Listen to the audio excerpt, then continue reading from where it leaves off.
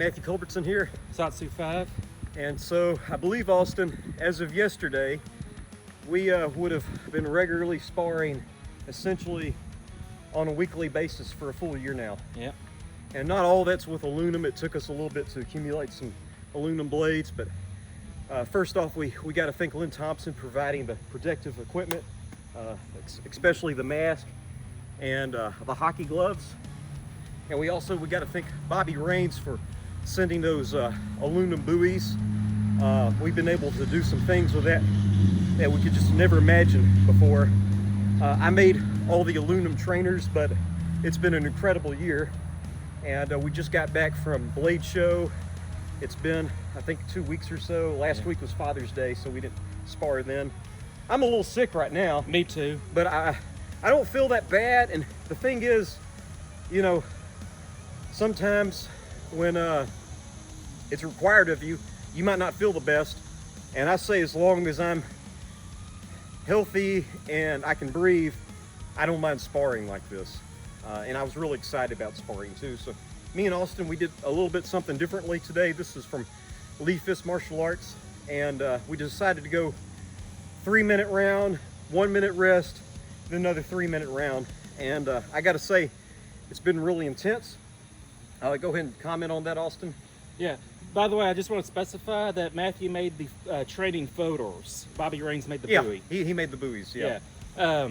Well, first off, I started off in the Advantage with the 5.5-inch Vaquero, and Mathew had what I carried in high school, the Recon 1 Tanto 4-inch.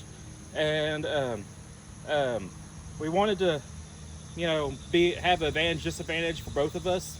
So the first round, he had the 4-inch, I had the 5.5, and it was significantly, well, I'm not gonna say significantly, but I definitely felt a lot more comfortable with this. I tell you what, previously we would get a strike and then we'll break off. It made for editing the videos easier, and we can kind of talk about what we did and how I got that strike. But this was purely 3 minutes, as straight as we can, trying to get each other. And we got something really significant, we would sit back. But before we get into the rounds, I just want to kind of talk about why we're doing this. Yeah. And so when I have a holdout and Austin has a Vaquero, or I have a Spada and he has a buoy, there's a certain amount of fear that we both have to share. And with this 4-inch, which is bigger than what most people carry, there can be a little bit of psychological laziness or relief. But here's the thing, you know, that would kill Austin. And we know that because of Austin Metcalf, 17 years old, was killed with a little Ozark Trail 3.5-inch blade from Walmart, $13. And so even though he can, and I mean, this is good, but isn't as good as the spotter buoy. There's a certain amount of laziness he can have, and because he can block better, he has more reach on me. But I tell you what, I want to see if Austin agrees with me. I was more psychologically stressed out with this, and I think my game up was with this. Austin, he was more psychologically stressed out when he had this, and I think his game was up when he had the 4-inch. I noticed. What do you think? I noticed that too. Also with this, my hand was moving a lot more. Usually I have more of a softer hand. I don't move this hand, my blade hand, as much. And also with the 4-inch blade, it forced me to grab his hand and then cut him. And he eventually got free and got me too, which I don't know if that was in frame, but I actually grabbed him and I did like that. Yeah, then I was able to break free, and something happened up here. Yeah. You know? Whether we'll be able to do that in real life or not, because I just like cut his eyeball, but I still need to watch out for him, you know, even though I got a major cut on it, I still need to keep mind of this. Yeah. But when I had my 4-inch, I was not nearly as comfortable, you know, engaging him, and I moved a lot more, and then I was able to grab it. Yeah, there was one where I timed it out, and I overshot a little bit, but he was able to get it out very smoothly. I was very proud of him for that. So, by the way, I think I did better with the 4-inch, and I think you did slightly better with the 4-inch.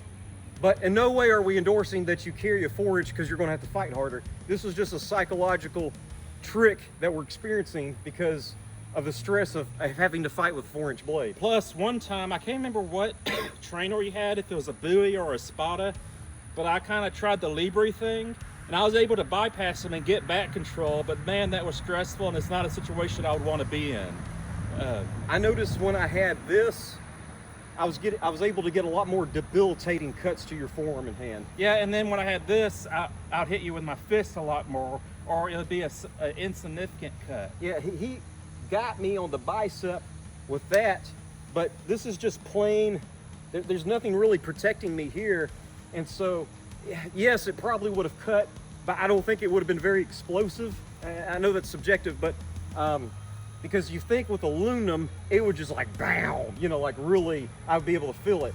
And so I think there was a combination of me like sliding back and him not fully committing because there's a lot of risk there. But with the Vaquero, there's a lot more bam. You know, with this, it was just a tap, you know. Yeah, it's almost like I got him with this much. And definitely that can make a major cut. But yeah, that's kind of what we experienced with this. And any final observations? I'm pretty sure I got in frame. I have weak ankles, so and knees.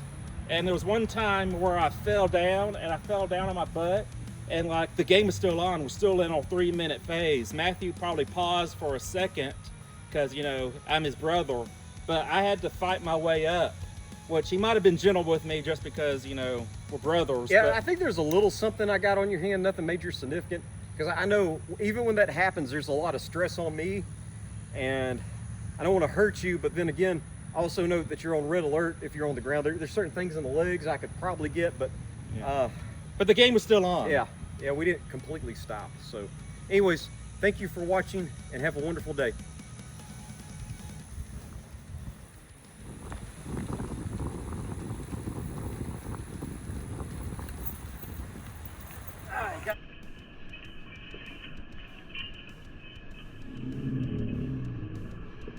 That'd be good.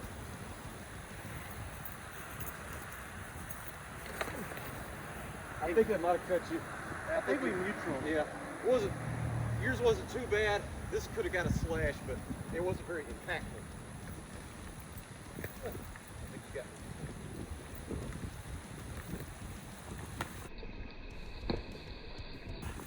I think you got me. Okay.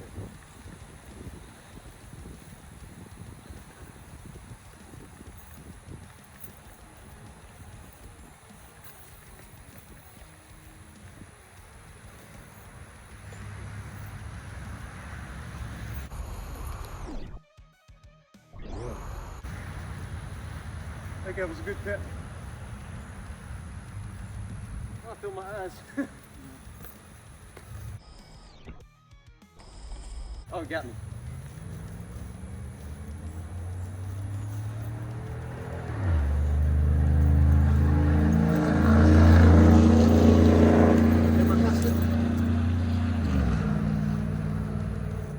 I called it, he stabbed me.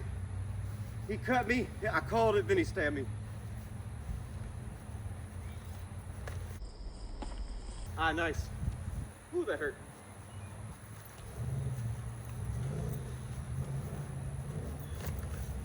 Barely tipped you.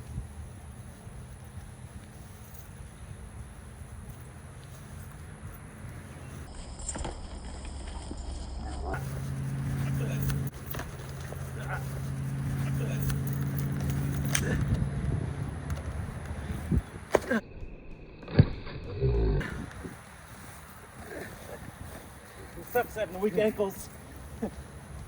You good? Yeah.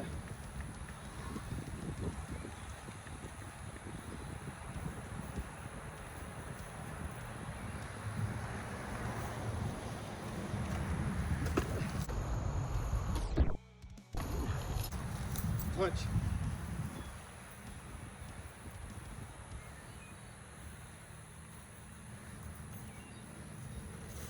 Nice. You got a good poke there.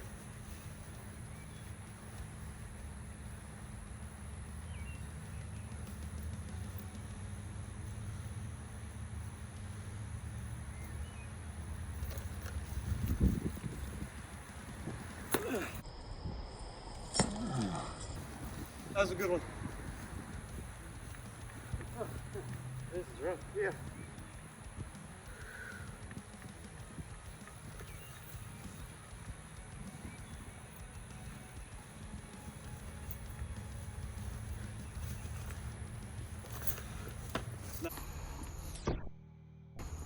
Nice.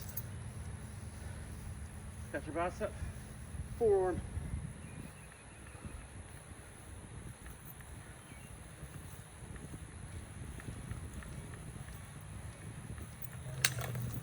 That's 3 minutes. Okay. I don't know what that is. All right.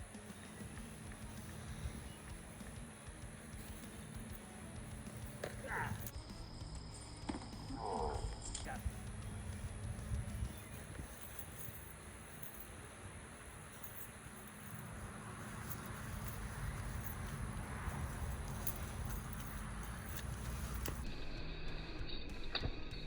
Nice.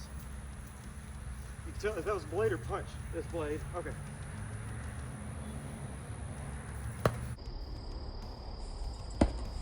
That was direct. Yeah.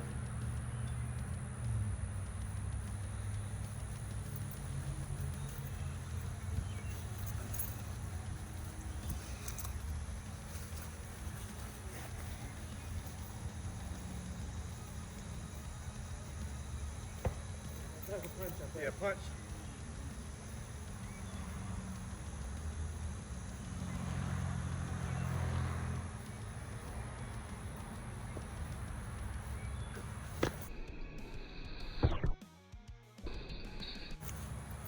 I think I got a little blade on there. Yeah, not that much, Yeah. but you got it.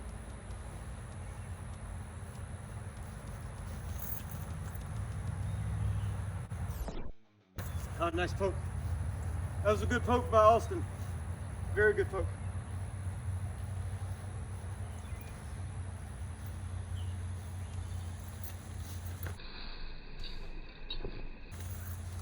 Gotcha.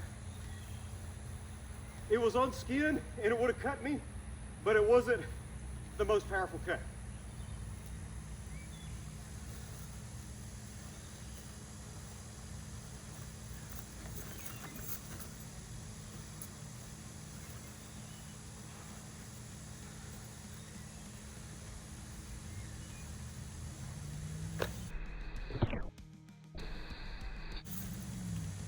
I poked you, but I think you might have cut me. Yeah.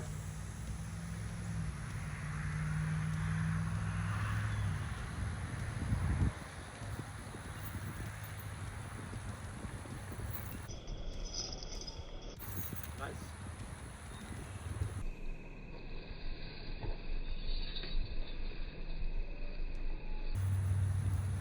I couldn't tell. He might have got my left. I think I got something in his right arm. Oh, that was brutal. Can't see me.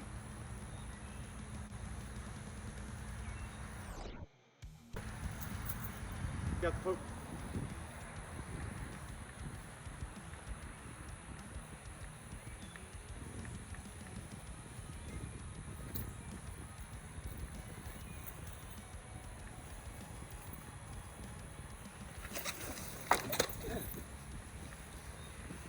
I believe he stabbed my face.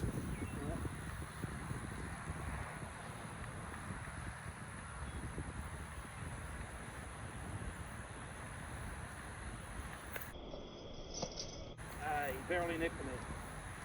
I think he can still be in the fight. Yeah. Oh, that's it.